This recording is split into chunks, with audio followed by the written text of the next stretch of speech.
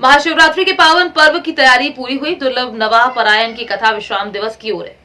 पूज्य संत साकेत धाम वासी श्री श्री 1008 त्यागी बाबा जयराम दास जी महाराज की तपोस्थली व दिव्य मनोकामना सिद्धाश्रम जनपद अयोध्या की तहसील बीकापुर के अंतर्गत मोतीगंज बाजार में स्थित है, जहां पर प्रतिवर्ष महाशिवरात्रि पर्व के 10 दिन पहले से ही कथा और सांस्कृतिक कार्यक्रम प्रारंभ हो जाते हैं। वहीं इस पर विगत कई दिनों से नवाह परायण की पावन कथा चल रही, जिसका विश्राम दिवस 28 फरवरी को होना है। जनपद अयोध्या के मोतीगंज बाजार के पास जो मनोकामना सिद्ध आश्रम, जो यहाँ क्षेत्रवासियों की तरफ से बहुत ही मान्यता है, और जो कहते हैं कि यहाँ जो लोग सच्चे मन से जो भी मुरादें मांगते हैं, महाराज श्री श्री 108 श्री साकेत धाम वासी त्यागी बाबा जयराम दास जी की कृपा से, हनुमान जी महाराज की कृपा से सबकी मुरादें पूरी होती हैं। और यहाँ पे प्रतिवर्ष की भांति इस वर्ष भी महाशिवरात्रि के पावन पर्व पर एक खूबसूरत सी कथा का आयोजन हुआ है। और जो कथा व्यास श्री जुगल किशोर चंचल जी महाराज अयोध्या धाम से चल के आए हैं। आइए महाराज जी से नवाह पारायण की जो कथा चल रही है, इसके महत्व के बारे में जानते हैं।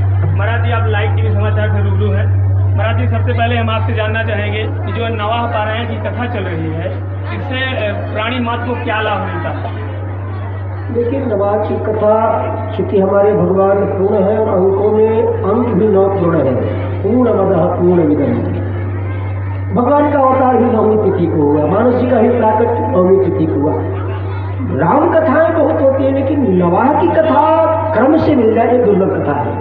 इसमें सांगोपांग जो गोस्वामी तुलसीदास जी जीव मात्र के लिए कहना चाहते हैं, और इसलिए गोस्वामी जी जब प्रारंभ करते हैं तो वर्णानाम मन चतुष्टय जो वर्ण है, ब्राह्मण क्षत्रिय वैश्य और शूद्र कोई भी हो, और जब हम संहार करते हैं तो कहते हैं नो मानवा, एक विशुद्ध मानव का निर्माण करना चाहते हैं। तो इसलिए नवाह की कथा सुनने के बाद विश्व में एक क्रांतिकारी जीवों में परिवर्तन यह होता है कि जीव में मानव तो सब है, मनुष्य सब है, लेकिन उसमें मानवता और मनुष्यता का निर्माण होता है।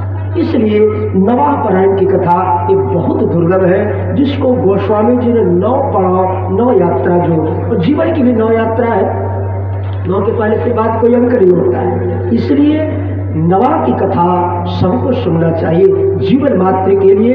ये हमारे अंतःकरण में जो विकार है, खट विकार, उसको यह दूर करता है।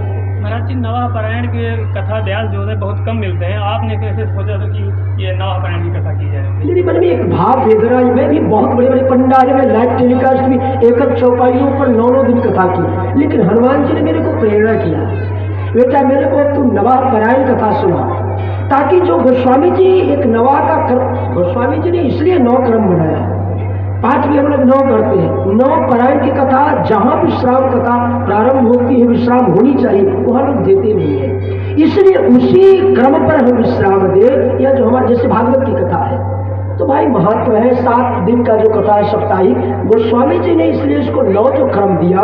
तो हमारे मन में हनुमान जी ने प्रेरणा किया, और वो संकल्प लेके मैं ये संकल्प बद्ध हूँ कि अब जहाँ भी मेरी की कथा करनी है, चाहे 2 ही श्रोता हो, थोड़ी व्यवस्था हो,